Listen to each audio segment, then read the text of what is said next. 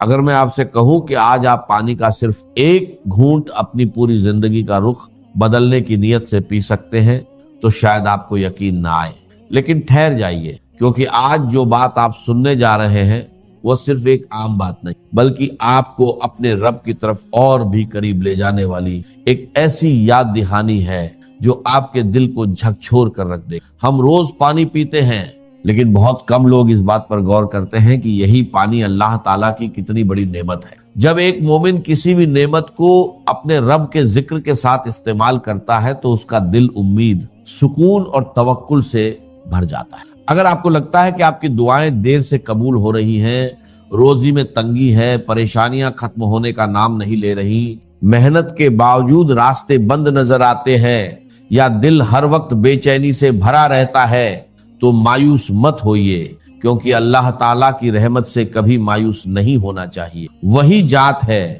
جو ایک لمحے میں حالات بدل سکتی ہے، بند دروازے کھول سکتی ہے اور ناممکن کو ممکن بنا سکتی ہے۔ آج میں آپ کو کسی جادو ٹونے یا غیر شرعی بات کی طرف نہیں، بلکہ اللہ تعالیٰ کے ذکر، سچے یقین، خالص نیت اور دعا کی طاقت کی طرف بلا رہا ہوں۔ یاد رکھیے، اثر کسی لفظ میں نہیں بلکہ اللہ تعالیٰ کی مشیت اور رحمت میں ہوتا ہے۔ جب بندہ پورے یقین اور ٹوٹے ہوئے دل کے ساتھ اپنے رب کو پکارتا ہے تو اس کی کوئی بھی دعا اللہ تعالیٰ سے۔ میرے پیارے بھائیوں اور بہنوں، ہو سکتا ہے آج کا یہ بیان آپ کی زندگی کا وہ موڑ ثابت ہو جائے جس کا آپ کو برسوں، اس لیے اس بیان کو آخر تک ضرور سنیے، کیونکہ ہو سکتا ہے آج اللہ تعالیٰ آپ کے دل میں امید کی وہ روشنی پیدا کر دے جو آپ کی زندگی کا اندھیرا ختم کر دے۔ یاد رکھیے، جس رب نے کن فیکون فرمایا اور پوری کائنات وجود میں آ گئی، اسی رب کے لیے آپ کی مشکلیں، آپ کا قرض، آپ کی بیماری، آپ کی پریشانیاں اور آپ کی تمام جائز حاجتیں بالکل مشکل نہیں۔ بس ضرورت ہے سچے یقین، صبر اور توکل کی۔ جب بھی پانی کا گلاس اپنے ہاتھ میں لیں، اسے صرف پانی نہ سمجھیں بلکہ اللہ تعالیٰ کی ایک عظیم نعمت سمجھیں۔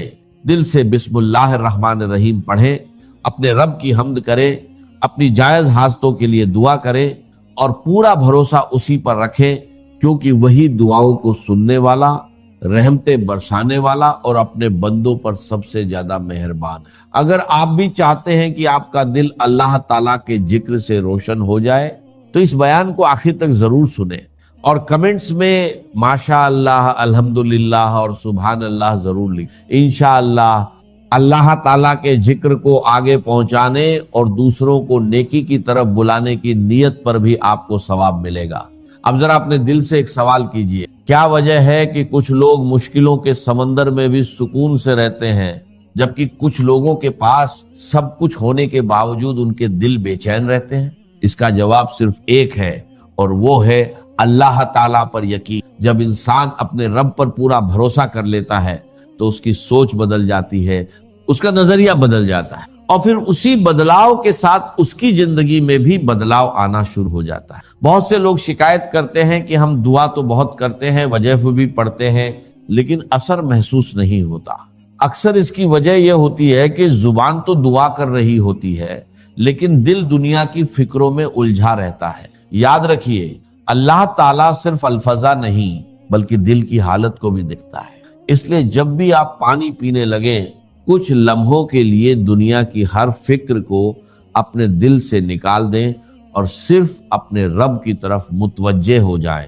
اس پانی کو غور سے دیکھیے اور یہ محسوس کیجئے کہ یہ وہی نعمت ہے جسے اللہ تعالیٰ نے آپ کی زندگی کا ذریعہ بنایا۔ جس طرح بارش کے بعد سوکھی ہوئی زمین پھر سے ہری بھری ہو جاتی ہے، اسی طرح جب انسان کا دل اللہ تعالیٰ کے ذکر سے آباد ہو جاتا ہے تو مایوسی کی جگہ امید، بے چینی کی جگہ سکون اور ڈر کی جگہ توکل پیدا ہونے لگتا ہے۔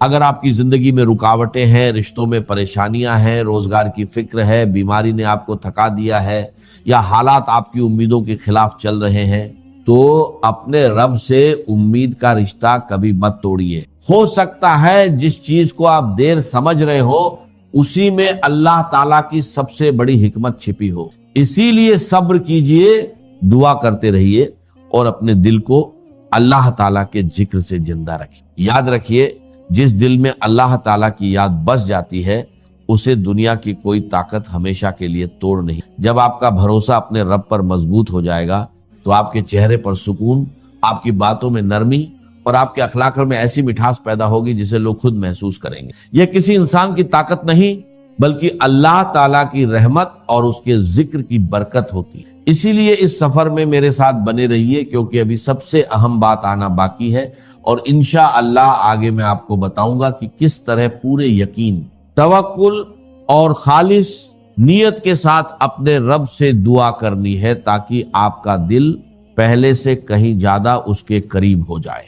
अब तक आपने ये समझ लिया होगा कि असली ताकत किसी चीज में नहीं बल्कि अल्लाह ताला पर सच्चे यकीन, तवक्कुल और उसके जिक्र। जब इंसान अपने दिल को दुनियावी डर, मायूसी और बेबसी से खाली करके सिर्फ अपने रब पर भरोसा कर लेता है तो उसकी जिंदगी में ऐसी बरकतें आना शुरू हो जाती हैं जिनका वो पहले सिर्फ तसव्वुर करता था। अगर आपको लगता है कि आपके काम बार बार बिगड़ जाते हैं, मेहनत के बावजूद कामयाबी नहीं मिलती, कारोबार में रुकावट है, रोजगार के दरवाजे बंद हैं, घर में बेचैनी रहती है या हर तरफ से मायूसी ने आपको घेर रखा है, तो सबसे पहले अपने रिश्ते को अल्लाह ताला के साथ मजबूत की, क्योंकि जब बंदा अपने रब के करीब हो जाता है तो उसका दिल मजबूत हो जाता है और वह हर हाल में उम्मीद के साथ आगे बढ़े। जब भी आप पानी पिए पूरे अदब के साथ बिस्मिल्लाहिर्रहमानिर्रहीम पढ़े, अपने दिल में अपनी जायज हाजत को रखें, अल्लाह ताला से गिड़गिड़ा कर दुआ करें और यह यकीन रखें कि वह आपकी हर बात सुन।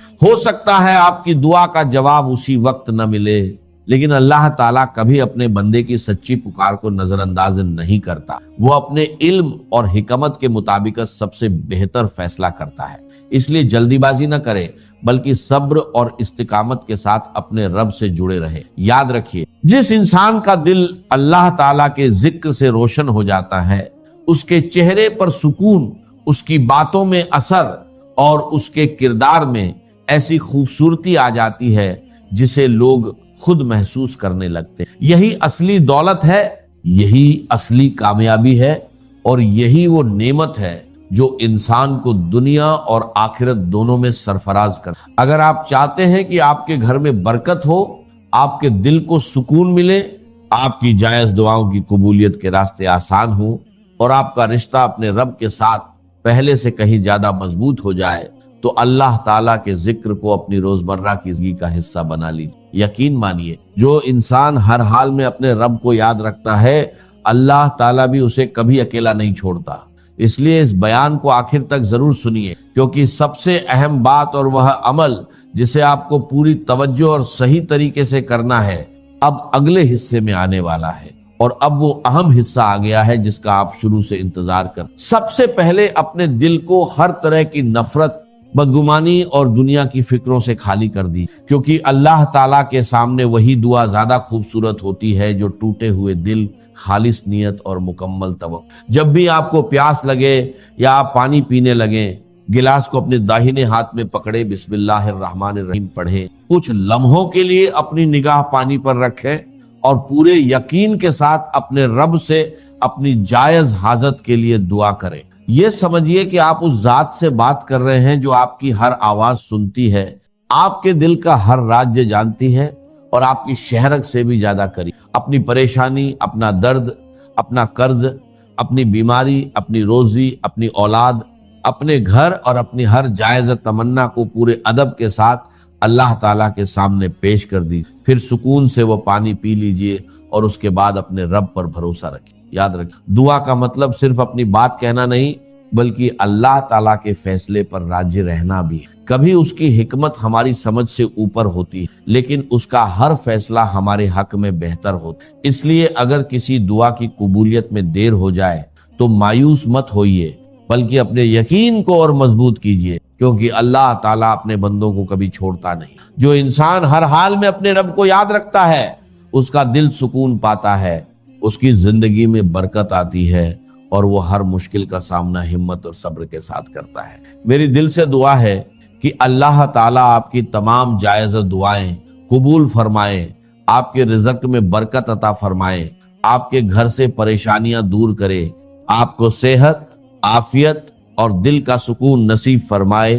آپ کی مشکلوں کو آسانی میں بدل دے اور آپ کو ہمیشہ اپنی رحمت اور حفاظت میں رکھے۔ اگر آپ کو یہ بیان پسند آیا اور آپ نے اسے آخر تک سنا تو کمنٹ میں اپنا نام ضرور لکھیں اور ماشاء اللہ، الحمدللہ اور سبحان اللہ لکھ کر اللہ تعالیٰ کے ذکر کو آگے پہنچانے میں حصہ بنے۔ ہو سکتا ہے آپ کی ایک دعا، آپ کا ایک نیک کمنٹ یا آپ کی ایک آمین کسی دوسرے مسلمان کے لیے رحمت کا ذریعہ بن جائے، اور اللہ تعالیٰ اسی نیکی کی برکت سے آپ کی زندگی میں بھی ایسی خوشیاں، آسانی اور برکت عطا فرما دے جن کی آپ لمبے عرصے سے دعا کر۔ کہ پہلے رسول آتے تھے اپنی قوموں کی طرف صرف، لہذا آپ کو ان رسولوں کے ضمن میں ملے گا یا قوم اعبدوا اللہ ما لکم من الہ غیرہ، اے میری قوم کے لوگوں اللہ کی عبادت کرو، اللہ کی بندگی کرو، اللہ کی پرستش کرو، اسی کو اپنا محبوب اصلی بناؤ اور اس کے ہر حکم کی اطاعت کرو۔ یا قوم اعبدوا اللہ ما لکم من الہ غیرہ، نبی اکرم صلی اللہ علیہ وسلم پر آ کر، کیونکہ آپ کی بعثت ہے پوری نوع انسانی کے لیے، تو اب یا قوم کا لفظ نہیں رہا، یا ایھا الناس، اے لوگو، اے بنی نوع انسان، یا ایھا الناس اعبدوا ربکم الذی خلقکم والذین من قبلکم لعلکم تتقون، اے لوگو عبادت کرو، بندگی کرو، پرستش کرو اپنے اس رب کی جس نے تمہیں بھی پیدا کیا اور جو تم سے پہلے تھے ان کو بھی پیدا کیا تاکہ تم بچ۔ یہ کیوں کہا دوہرا کر تم سے پہلوں کو بھی پیدا کیا؟ اس لیے کہ اکثر و بیشتر گمراہ لوگ مشرکین کیا کہتے تھے اپنے رسولوں سے کہ ہم تو بس بھی اپنے آباء و اجداد کے راستے پر چلیں گے، ما وجدنا علیہ آباءنا، جس طریقے پر، جس طرز عمل پر ہم نے اپنے آباء و اجداد کو پایا ہے ہم نے اسی پر چلنا ہے۔ تو واضح کر دیا تم بھی مخلوق ہو، وہ بھی مخلوق تھے، تم بھی انسان ہو، وہ بھی انسان تھے، تم سے بھی غلطی ہو سکتی ہے، ان سے بھی ہو سکتی تھی۔ لہذا یہ اصول نہیں ہے کہ جو بھی آباء و اجداد کی ریتیں ہیں، رسمیں ہیں، طریقے ہیں اور جو ان کے عقیدے ہیں انہی کو آپ لے کر چلے، بلکہ آپ تو تلاش کریں صحیح عقیدہ کیا ہے، صحیح زندگی گزارنے کا طریقہ کیا ہے، اس کو اختیار کریں۔ یا ایھا الناس اعبدوا ربکم الذی خلقکم والذین من قبلکم لعلکم تتقون، تاکہ تم بچ جاؤ جہنم کی آگ سے۔ یہ جو میں نے بتایا کہ اطاعت کلی، ہمہ کل، ہمہ وقت، ہمہ وجوہ، جزوی اطاعت نہیں، بس یہ ذرا نوٹ آف کاشن ہے۔ اگر ہم اللہ کا ایک حکم مانیں گے ایک نہیں مانیں گے، یہ جزوی اطاعت ہے، یہ اللہ کو قبول نہیں ہے۔ اللہ کی طرف سے تو یوں سمجھیے کہ پیکج ڈیل ہے، ٹیک اٹ اور لیو اٹ، لینا ہے تو پورا لو ورنہ دفع ہو دو۔ اللہ کو تمہاری ضرورت نہیں ہے، تمہیں اللہ کی ضرورت۔ یا ایھا الذین آمنوا ادخلوا فی السلم کافۃ، اے ایمان والو اسلام میں داخل ہونا ہے تو پورے کے پورے، ادھورے نہیں۔ اور سورہ بقرہ کی آیت نمبر 85 کے اندر تو جو وعید آئی ہے، افتؤمنون ببعض الکتاب وتکفرون ببعض، کیا تم ہماری کتاب، ہماری شریعت کے کچھ حصے کو مانتے ہو اور کچھ کو رد کرتے ہو؟ فما جزاء من یفعل ذلک منکم، تو جو کوئی بھی تم میں سے یہ روش اختیار کریں گے ان کی کوئی سزا اس کے سوا نہیں ہے، کان کھول کر سنیے، ان کی کوئی سزا اس کے سوا نہیں ہے کہ دنیا میں ذلیل و خوار کر دیے جائے اور قیامت کے دن یردون الی اشد العذاب، شدید ترین عذاب میں دھونک دیے جائیں۔ وما اللہ بغافل عما تعملون، اللہ غافل نہیں ہے، بے خبر نہیں ہے، لائن نہیں ہے اس سے کہ جو تم کر رہے۔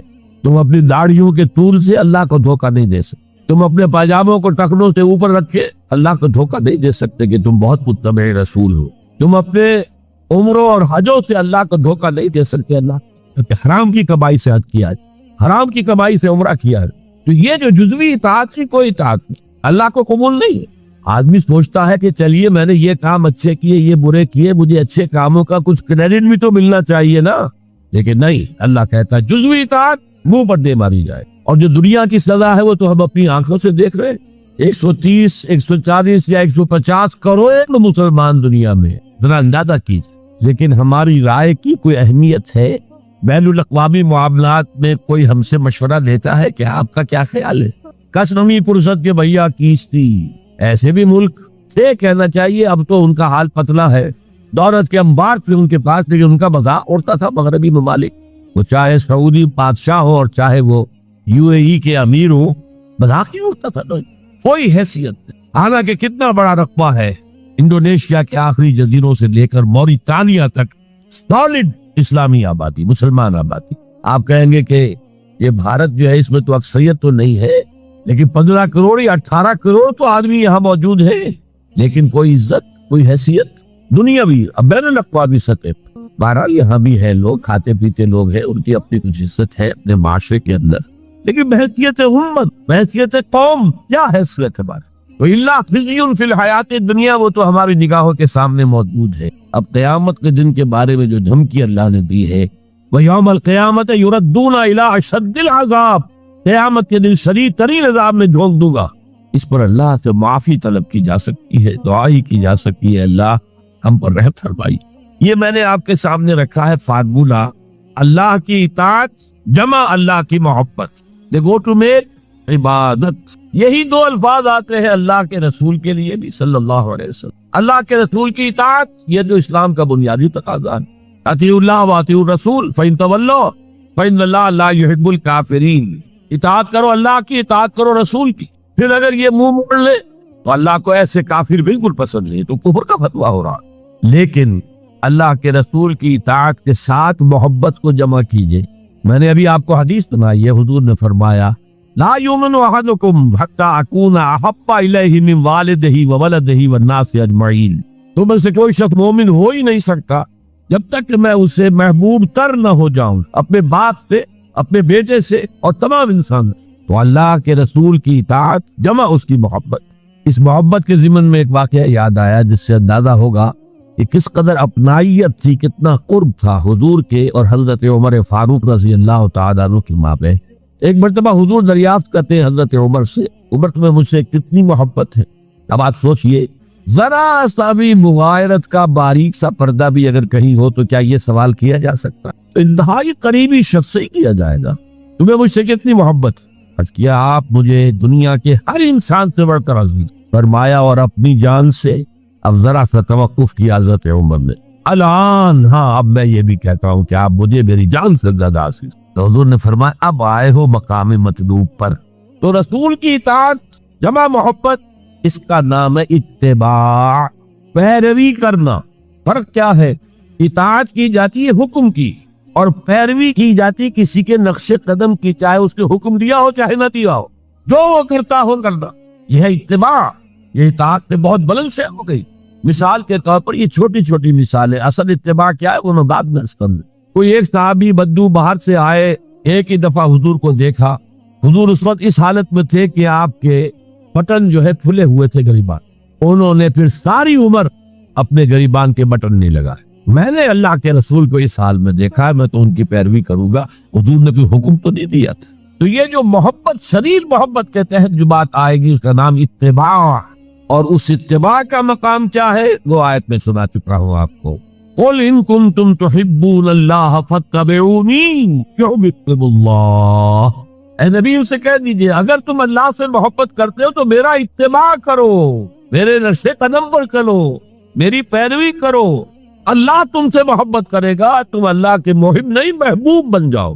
اور اگر کہیں کوئی لغزش ہو گئی، کوئی خطا ہو گئی، کہیں جذبات کی رو میں بہہ کر کوئی گناہ کر بیٹھے تو اللہ معاف فرما دے گا، اللہ بڑا غفور ہے، اللہ بڑا رحیم۔ مطلب یہ کہ راستہ تم نے یہ طے کر لیا کہ چلنا مجھے محمد کے پیچھے ہے صلی اللہ علیہ وسلم۔ اب چلتے چلتے کبھی پاؤں پھسل گیا، کہیں گر گئے، کوئی بات نہیں، اٹھو فوراً توبہ کرو اور آگے بڑھو۔ تو خطا اگر ہوتی جائے گی، کہیں لغزش ہو جائے، کہیں چلتے چلتے پاؤں پھسل جائے کیچڑ میں، یا کوئی کیلے کا چھلکا آ گیا پاؤں تلے، گر گئے، کوئی حرج نہیں، اٹھو دوبارہ، لیکن نقش قدم جو ہے محمد کا صلی اللہ علیہ وسلم اس پر چلنا۔ یہ اس اتباع کا ذکر آیا ہے سورہ اعراف کی ان آیات میں۔ آپ کو معلوم ہے کہ حضرت موسیٰ علیہ السلام کو جب تورات پر طلب کیا گیا تو کوہ طور پر تورات دینے کے لیے، تو پہلے 30 دن کے لیے بلایا تھا، پھر 10 دن کا اور اضافہ کر دیا گیا، 40 دن ہو گئے۔ فَتَمَّتْ مِيقَاتُ رَبِّكَ 40 لَيْلَةً۔ اس اسنا میں پیچھے فتنے میں مبتلا ہو گئے بنی اسرائیل۔ سامری اس نے ڈھونگ رچایا اور ایک بچڑا جو ہے وہ سونے چاندی کا بنایا وہ بچڑا ڈھال کر کھڑا کر دیا، اس میں سے کوئی تھوڑی سی آواز بھی نکلتی تھی، کوئی ایسی ہے کہ ہوا گزرتی تھی تو آواز سے آتی تھی۔ کہا یہ ہے تمہارا الہ۔ یہ تو موسیٰ تو بھول گیا کہاں گیا ہے، کوہ طور کے اوپر کس خدا سے ملنے گیا ہے، خدا تو یہ۔ اور بنی اسرائیل کے بہت سے لوگ اس فریب میں آ گئے اور بچڑے کی پوجا کرتے تھے۔ اب جب حضرت موسیٰ آئے، اور آپ کو معلوم ہے حضرت موسیٰ کا مزاج جلالی تھا، وہ पत्थर की तख्तियां लेकर आए थे कि जिन पर कोहे तूर पर अल्लाह ताला ने अपने अहकाम अशरा जो है 10 कमांडमेंट्स मशहूर वो कंधा करके आपको दिए थे, वो हाथ में लेकर आए। यहाँ मालूम हुआ ये सूरत पेश आती है। फालकल अल्लाह, वो तख्तियां तो आपने जमीन में डाली और फिर जो एहतिसाब किया है, पहले तो अपने भाई हजरत हारून का, उनकी दाढ़ी के बाल पकड़े, उनके सर के बाल पकड़े और खींचा अपनी तरफ। उसने कहा कि भाई मुझे जलील न करो लोगों के सामने। मैंने इन्हें रोका लेकिन ये तो मुझे कत्ल करने पर तुल गए थे और मुझे अंदेशा ये हुआ कि कहीं आप वापस आकर ये न कहें अनफर्रक़्ता बैन बनी इसराइल, कि तुमने जो बनी इसराइल के दरमियान तफरका पैदा कर दिया। तो मैंने कहा आप ही वापस आकर निपटे। अब पहली बात नोट कीजिए, तारीख इंसानी का ये अजीम वाकया, कई हजार यहूदी अपने अपने कबीले के लोगों के हाथों ज़िबह किए गए। अल्लाह ताला ने हुक्म दिया और हजरत मूसा ने वो हुक्म दिया, अल्लाह का हुक्म मूसा ने पहुंचाया। ये 12 कबीले में हर कबीले के जिन लोगों ने ये हरकत की है उनको उसी कबीले के लोग अपने हाथ से ज़िबह करें। अब ये बहुत बड़ी तौबा थी, बहुत बड़ी तौबा थी, बहुत बड़ी तौबा थी, अपने कबीले के लोगों को कत्ल कर देना। फिर वो 70 नुमाइंदे लेकर तमाम जो बड़े लोग थे वो तूर पर हाजिर, इज्तिमाई तौर पर अल्लाह से अफ़्व दरगुज़र की दरख्वास्त की तरफ। वहाँ अल्लाह ने जबरदस्त ज़लज़ला भेज दिया। महसूस हुआ अब सब हलाक हो जाएंगे। हजरत मूसा ने कहा परवरदिगार, तू चाहता तो मुझे और इस कौम को पहले ही हलाक करते था। तू हमें निकाल कर लाया है आले फिरौन के पंजों से, तूने हमें निजात दी है, तो परवरदिगार हमारे लिए अपनी रहमत तय कर दे, लिख दे। फक्तुब लना, हमारे लिए तय कर दे, लिख दे अपनी रहमत। उस पर फरमाया अल्लाह ने, देखो मूसा, मेरी एक रहमत तो आम है, वसियत कुल्ल शै, रहमती वसियत कुल्ल शै, हर शय के साथ, और एक मेरी खास रहमत है, वो मैं लिख दूंगा, तय करके रख दूंगा। लिल्लज़ीना यत्तबिऊन रसूलन नबिय्यल उम्मी, उन लोगों के लिए जो मेरे रसूल नबी उम्मी पर ईमान लाएंगे, उनका इत्तिबा करेंगे। यहाँ भी लफ्ज़ इत्तिबा आया और इसमें फिर हुजूर सल्लल्लाहु अलैहि वसल्लम की कुछ शान बयान हुई है, बात लंबी हो जाएगी। और फिर फरमाया ये गोया कि इत्तिबा की तफसीर आ रही है। इत्तिबा का मतलब क्या है? वल्लज़ीना आमनू बिही वअज़्ज़रूहु वनसरूहु वत्तबउन नूर अल्लज़ी उनज़िला माअहु उलाइका हुमुल मुफ़्लिहून। तो जो लोग इन पर ईमान लाएंगे और जो उनकी ताज़ीम करें और जो उनकी नुसरत करेंगे, मदद करेंगे और जो उस नूर की पैरवी करेंगे जो उनके साथ नाजिल किया जाएगा, तो वही होंगे मुफ़्लिहून, वो होंगे कामयाब होने वाले। फलाह याफ्ता लोग वो होंगे जो ये 4 रिश्ते हमारे उस रसूल नबी उम्मी के साथ पुख्तगी के साथ कायम कर। ये 4 रिश्ते क्या है? इत्तिबाए रसूल का तकाजा अव्वल तो इन 4 अल्फाज के हवाले से समझिए, फिर जरा एक दूसरे अंदाज में भी बयान कर रहे हैं। वल्लज़ीना आमनू बिही, पहला कदम ईमान, लेकिन ईमान के समझ लीजिए अच्छी तरह 2 दर्जे हैं। आप में से बहुत से हज़रात को मुझे तवक्को है ईमान मुजमल, ईमान मुफस्सल याद होंगे। ईमान मुजमल क्या? आमनतु बिल्लाहि कमा हुवा बिअस्माइही व सिफातिही व क़बीलतु जमीअ अहकामिही इक़रारुम बिल लिसान व तस्दीकुम बिल क़ल्ब। पहला दर्जा है इक़रारुम बिल लिसान, अशहदु अल्ला इलाहा इल्लल्लाह व अशहदु अन्न मुहम्मदन रसूलुल्लाह। कोई हो, हिंदू हो, सिख हो, पारसी हो, ईसाई हो, यहूदी हो, ये कलमा पढ़े और वो